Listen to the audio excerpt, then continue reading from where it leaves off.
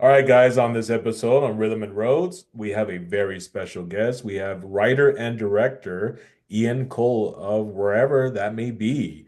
And actually, I'm looking forward to seeing this film in the Las Cruces Film Festival coming up in April. So that's going to be very exciting. Welcome, Ian. Thank you so much. Thank you for having me. Oh, yeah, no problem. So I do want to get to know you because I always love hearing stories on about the filmmakers, their journey, and their story behind what like I guess brought you to become a filmmaker and a director. And so Mm. I'd like to share your story on that.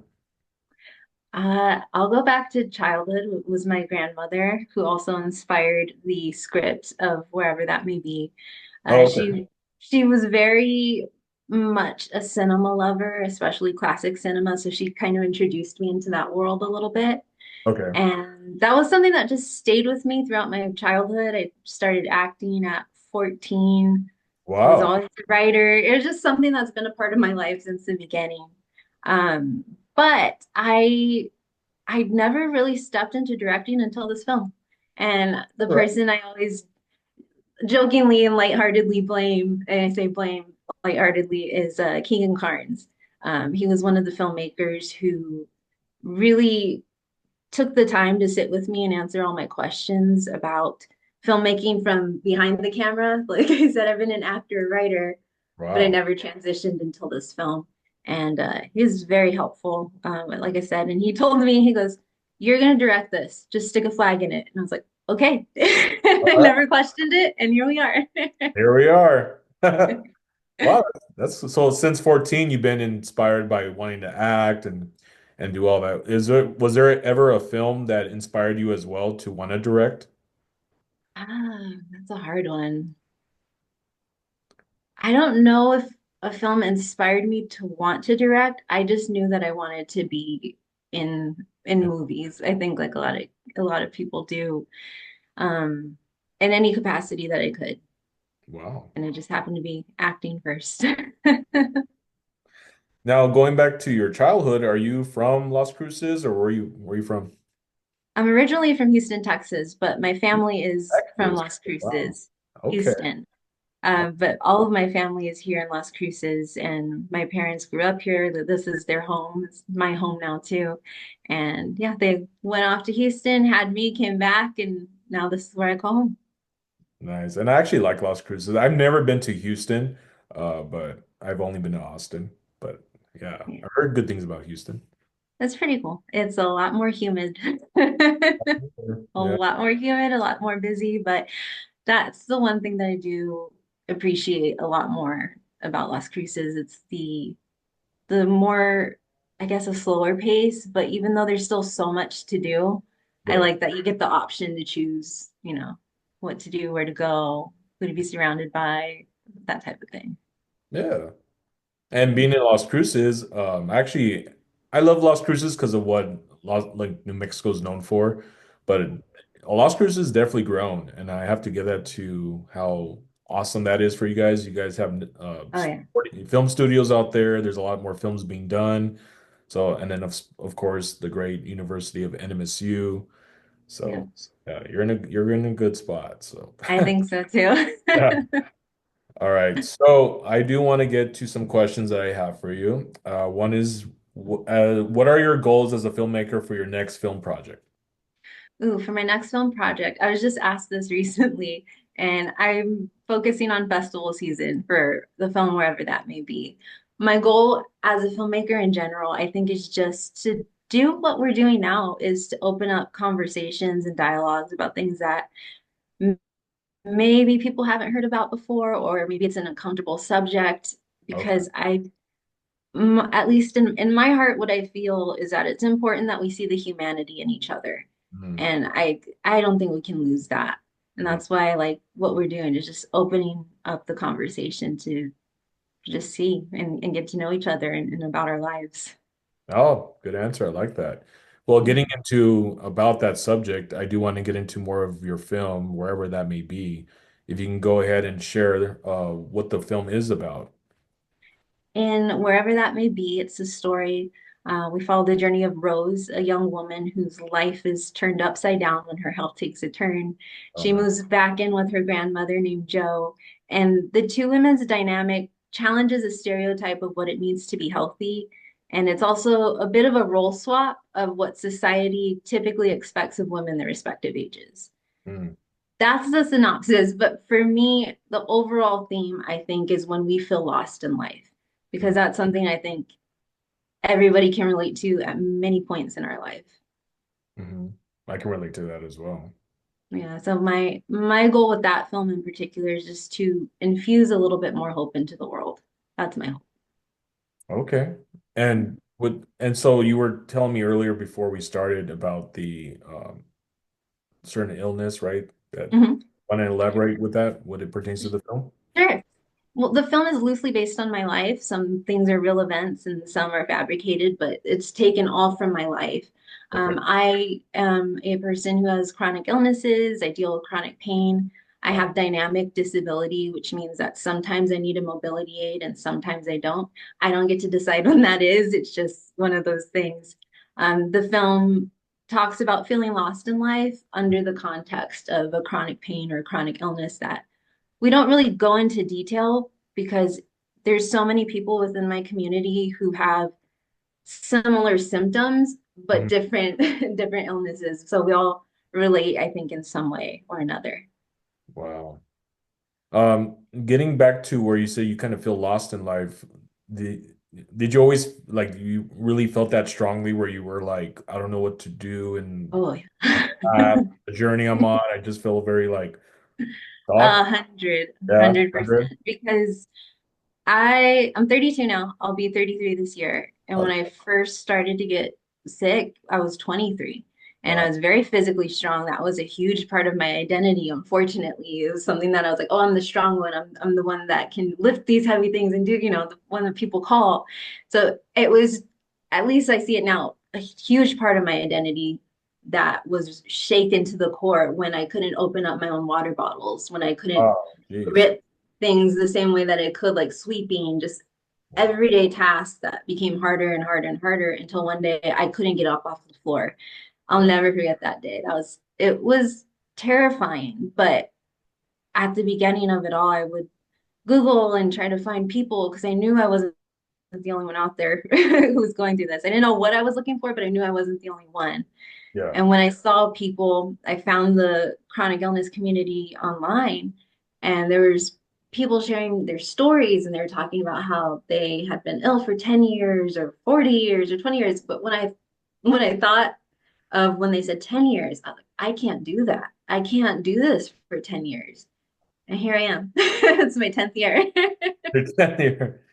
And what else has helped you to get through that? I mean, 10 years is a long time since you were Is diagnosed and yeah. like I have a friend that has ALS. I've Mhm. known him since childhood and he's older than me. He's my father's friend, but I go from seeing this guy playing music all over El Paso. He's a musician and all that. Now he can't do really anything. And it just shocks me. And so it's like, what is it for you at the time when you were diagnosed? What gave you hope? What helped you drive that? Was it family, close friends, of course? To It keep, was yeah, exactly a team. It was a lot of people, a lot of little things that would happen over the course of my life, but a huge one was my mother, people who I found online who were going through what I was going through, or maybe they had more answers because they were further along on their journey. It took a while to find my core in my group because I yeah, was very, very lost. It was not something that I had a lot of knowledge about. right. I say this a lot when I hear things that may not be nice to hear about disability. I remember that I was that way until it was me. I Mm, would think those things until it was me. So there wasn't a lot of information out there as to what it's really like because I think disability in film is often portrayed as a sob story or this disaster that happens to us and it's hard and I'm not going to lie to anybody, it is hard, but there's still so much joy and happiness and a lot of the difficulty and struggle, at least from what I've observed for me, a lot of it comes from the inaccessibility of the world and not so much my own illness. It's it's it's the environment sometimes I think that makes things a little bit more challenging. But what got me through a lot was other people who share their stories and helped me reframe my mentality, what I was going through. And so this film is based on your story, or is it just it is? It's based on my story. It's taken out of different parts in time, but it is kind of what I was going through when I first started to get sick because I didn't get a diagnosis right away. As many people in the chronic illness community, we don't get diagnosed maybe 5 to 10 years later because either there's not a lot of knowledge because there's so many many chronic conditions and then they all, like I said, they overlap each other sometimes. Sometimes it's just access to care. There's so many things that go on. So it was it was very much the moment when I got sick to before diagnosis. That's about the time frame that I wrote the film in because that's when I felt the most lost. And I think that's something that a lot of people can relate to. Yeah. And I feel like you writing it at that point where you felt lost, this film's going to be such, I guess, to a point where it's going to be so in depth where you're going to be like, I was at this point in my life when I wrote this, and now I'm seeing it on screen. And Jessica Jimenez, your actress, Mhm. playing parts in there that is taking you back to when you were feeling at your lowest and your deepest when you were Yeah. lost, you know? So that's, I'm really looking forward to seeing this film because I really want to see your story on that of the journey from when it started. Can you kind of share more about the role of Jessica Jimenez? What she, Yes. That's all you have to say is Jessica Jimenez. I'm like, I will tell you everything. She's the yeah, yeah, best. We all love her. She's an amazing and talented actor, but an amazing human. And she was someone that I had in mind.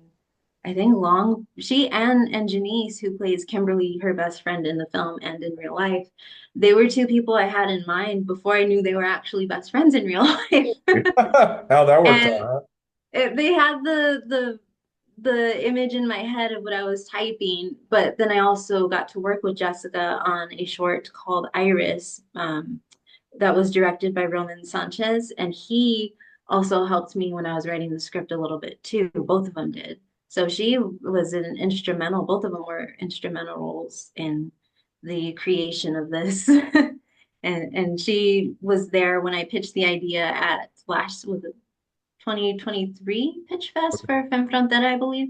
She was also in the audience, as was our executive producer, Ross Marks. And that was a big point that really got the ball rolling for the film was Pitch Fest. Because that kind of brought everyone together and that allowed me to share the story on a bigger stage. and so Jessica plays your part, or who plays you in She the? plays the lead. Jessica plays Jessica. Rose, Okay. who is our lead, and Norma Garcia Ruiz plays Jo, her grandmother. It's her first time acting. She did amazing, and Janice and everybody together. So it Oh was wow. a good group, a really good group. Yeah. Actually, everybody who worked on the film I had met prior when working on the short film Iris that I previously mentioned. Okay. That's where I met Jessica. We were both acting in that film. Oh, cool. Roman, the other collaborator who helped me with the script, was the director of that other film, and a lot of the cinematographer, gaffer, everybody. Everyone. I kind of had worked with previously, just about everybody. That's And if it wasn't that film, it was another film how that many I met films have other you people been with. in? So I've done a lot of background work, but I've done a few short films. So I want to say at least 5 shorts, but I've been in the background of movies before. And here you are directing a film. And now, is that something you want to continue to do is direct more, or you want to be more of an actress in films? Or do I have both? been asking myself that a lot. I think I do because I like doing a little bit of everything, but there are things in mind for next projects that are still just thoughts and concepts. But I would like to direct again because I felt very, I guess, disconnected from the editing process because that's something I used to do a lot. And I don't mean disconnected, but when I did our trailer, so when I was editing, I was like, I haven't done this in a very long time. So I would like to work on a project that would allow me to get into that again a little bit more. The editing? Yeah. Editing, I think, Yeah. is a fun one, weirdly. Yeah, editing is actually fun because you get to, it's like everyone leaves you alone. You see the project, and you're just like, okay, let me get to work. And then once you edit everything, you're like, wow, it's like putting the puzzle together and you see the I master. like It's I fun. like that too. It's directing in a way, I think, It is. too, because Yeah, you are taking bits and pieces and sewing them together. that's right. So they kind of actually going back to you learning how to direct, for those that want to learn how to direct, what advice can you give to those that are getting up there to want to learn? I would say take as many workshops as you can, because Las Cruces is a great city for film. There's always free workshops going on. Oh, really? Um, Really? Always, just about Oh, always. I like that. Film Las Cruces is a great resource. Film Frontera is a great resource, especially when the festival is going on. There's a ton of workshops too that are always a great educational event. And I think just talking to other people, that's what helped me the most, is because like I said, acting, I've been on set long enough to know that things don't always go to plan. But now it was my job and my responsibility to be the one to fix those things and work around all the unexpectedness. But I think talking to other people really helped me of like problem solving. That's good. Yeah, because I can imagine your team that you had on these films probably went from what, like 20, 30 or more? We actually, I think we were maybe 12 to 15. Oh, okay. No. We're But pretty yeah, small. yeah. That's the thing, you know how to manage, how to direct, how to work with everyone, how to make sure everyone's doing their part. So yeah. That's one thing I've been wanting to do as well is direct because my brother is a filmmaker in LA. But for me, it's like I would like to do at least one short film on my end because I feel like it's It's so fun. fun just to see your story come into life and then so that's one of my goals. But yeah. It is a lot of fun. We did lose power the second day of filming, but it worked out for us. We did. Oh man, how long was the power out? Ooh, I think the rest of the day, because we filmed in June of last year, Okay. and it was right before rainy season and windy season kind of kicked into gear. But it started that day. It was raining, and then the power went out everywhere where we were filming. We rented an Airbnb, and our host knew we were filming. They were so supportive. Oh But wow. the power went out, but it worked out because of the scene that we were filming. It gave us a good silhouetted in some backlight for that pivotal moment in the film. So it worked out, but it was a challenge for everybody. That's so cool. Well, I'm glad it worked out in the end because I mean Yeah, they were awesome. yeah, taking time off and just trying to figure it out. Going back to the film festival, which I'm really looking forward to going to in it's April, right? April 9th through the 13th, last Yes. film. Uh, Hmm. so do you have an idea yet when your film's going to be shown or anything, any I information? don't have I don't have the schedule yet, but they said they would release it soon. So I'm really excited to see which time slot we're in. As soon as I know that date, I'm gonna be there. I already told Jessica, I already told Molly, Lester Reynolds on your Oh film. yes. Hmm. I look forward to meeting everyone. It's going to be a good time. And then I also, that's so exciting to know that Helen Hunt is actually going to be there. I mean, That's exciting. I'm with her. I'm like, come on, she's so cool. Yeah. An So, icon, a legend. oh, like, Oh, I oh, think we were all waiting for the announcement. Is it going to be this year? good choice, Helen Hunt. Very good choice. So I want to ask you some personal questions to get to know you All right. outside of films, because as filmmakers, you do have your favorites, and you have those that are just like, eh. But what is one of your favorite films? Inception. Really, That's Inception. right up there. Wow. Inception. And why is Inception. that? And from classic, I was gonna say something like Get Hot with Marilyn Monroe. Inception, I like because when I first saw it, I think that was the first time. This is gonna be weird to say. That was the first time that I saw visually outside of my own brain the way that I dream. Because I dream very, Really? very vividly, almost as vivid as we are now. And so when I saw Inception, I was like, oh, I was like, that's weird to see because that's how I dream a lot of the time. So It's it's a kind of little like weird. watching a dream. It was something very relatable, Yeah. but I also love it because of the ending, or some people say the lack thereof. I like not knowing a lot of the details sometimes. I like being surprised at the end. I'm a huge fan of like the old Twilight Zone series. I like watching something and then just being flipped at the end. That's my one of my favorite things. Oh, good choice. I mean, yeah, it's definitely an interesting film. I haven't seen it. The last time I saw it was in theaters, so it's been some while. But I remember when I did see it, I was like, wow, this film is really it's very interesting, but so well directed. Uh, Mm, all right, about music. I'm a musician, so I love music, and so I want to know who's your favorite music artist or one of them. that's also hard. I'll go with genre. Love jazz music. As Jazz far music, as and I really? love jazz music. I'm a third generation Oh, jazz lover. But as far as individuals, it varies because I like a yeah. wide variety of music. But the one I always go back to will be jazz. Well, hey, I love jazz too. Let's see if you knew. I'm not sure if you probably would know this, but Clint Eastwood, yes, the actor and director, um, his son is actually a jazz musician, Kyle Eastwood. And I so didn't he know actually has quite a few jazz albums out there. And so what inspired me in 2006 when I was listening to that kind of side of genre was that. his albums, Kyle Eastwood. Yeah. And I Awesome. think it runs in the family a lot is that Clint and Kyle and the family just love jazz. Hmm. So I yeah, I didn't know recommend that. That's checking I out gotta look that up after this. Kyle Eastwood. I Yeah. think one of my favorite albums by him is Paris Blue. That's the album cover. Uh-huh. The cover. And his, of course, Kyle's face does look like his dad. I'm all like, oh, Yeah. the younger side right there. Yeah, that's so cool you like jazz because it is cool. It is very interesting to hear every concept of each musician putting their part into the song, and Yeah. it's beautifully done. Just you just hear it and you're just like, damn. So Hmm. And uh, my favorite just piece too oftentimes is just a muted trumpet. yeah, the trumpet. That'll always speak to my soul, the muted trumpet. Yeah, yeah, trumpet's good. For me, it's some sax.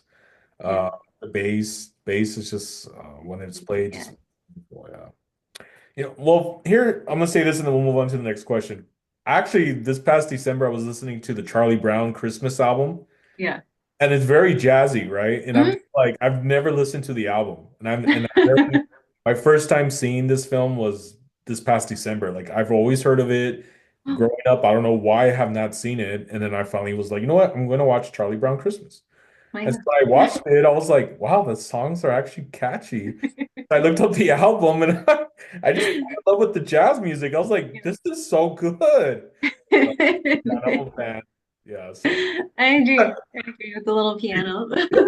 and just I mean, even just the instrumental parts are just jazzy, and you're just like, this is very good. And I I think love it's it. made in like six in the early '60s or something. Mhm.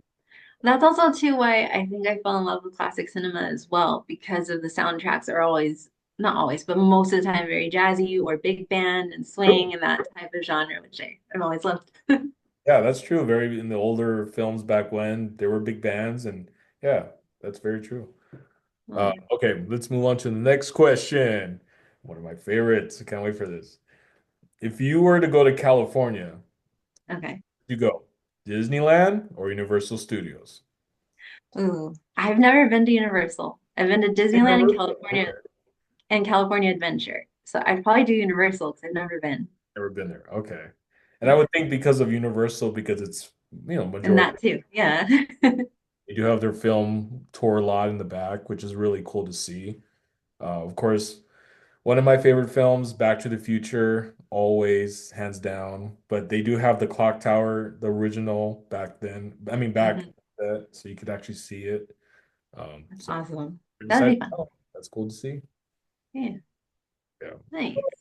I really appreciate you, Ian, for coming on the podcast. I look forward to seeing your film, wherever that may be, in the film festival in Las Cruces, April 9th through the 13th. We don't know yet which day, but when it's out there, I'm gonna start getting things ready for that. Anything you like before we do end, anything you'd like to say to those that would like to get into the film industry, to like to grow and pursue it? Because I know it's not an easy job to do. It's not, but you have to have the passion, the drive, be able to overcome negativity, obstacles, because there always have people will say what they say about it. There's always critics. So from your experience, what would you like to say? I think sometimes the biggest fear is in our own head. At least for me when I was younger. The best advice I can give you is just to go and talk to other filmmakers. Like I said, there's a lot of workshops, and then once a month there's a filmmakers meeting called the Wrap at the Rio Grande Theater. Okay. If you follow Film Las Cruces, you can meet a lot of people there. We watch a lot of local shorts. We submit our shorts. I just submitted our trailer, and we showed it there. And it's just a really good community. Everyone's really welcoming, really kind. If you're there to really learn and share your work, it's a great place. It's like I said, everyone's been lovely and so helpful. And I was there the last wrap, and I was thanking people who helped with our short. And I looked around the room, I was like, it's mostly all of you. It's Wow. everybody in this room had a hand in it at some point. Yeah, So I would just say, just be brave and trust your art and put yourself out there because the community is so lovely. that's good. I'm glad you've had such a great support from Las Cruces on Mhm. your film. And I wish everyone the best who helped you with your film. And that's the thing why I do this podcast too, is because it's because of you and those that helped create a story to share of something you guys done as a team to be able Yeah. to get a story out, to get your story out of what you went through with the chronic illness, and so it's just, for those that can relate to that, those films going to really be impactful. So I'm really, really happy for you that you took that leap of faith to do something like this, to direct this film. So, Thank you. Can I say one more thing? or Failed you to can say it mention. wherever you want. Yeah. A lot of the people on our crew also have other projects that got into the same film festival. So Oh, it's gonna be a great time with just all of us knowing each other and showing our films. So we're all really excited. But one of them is called Who's Afraid? That oh, one's I got a sneak peek at that one. That's gonna be amazing. There's so many great films that are coming to the festival. So I highly encourage everyone to come and show some support. oh, yeah, of course. Yeah. Who's Afraid, right? That's the name of the other Mhm. film. Who's Afraid? Okay. Who's Afraid? Oh, nice. I Yeah. think I read, I'm not sure if, correct me if I'm wrong, but I heard there was like 100 films. It sounds about right because 100 films there's in so 5 days? many people. Wow. Hmm. That's so It's cool. possible. I don't know if they I don't know the number, but that was just one of the other films. But a lot of our crew, like I said, there's so many people involved in different projects. It's just gonna be a good time. That's awesome. Well, yeah, I definitely hope everyone from El Paso, Las Cruces, surrounding areas come support local artists, filmmakers, those that have put their heart into the project. Because apparently there probably is going to be that many films being shown. So, yeah, I Like, look forward to seeing everyone else's films, yours, of course, and being a thank you, great support.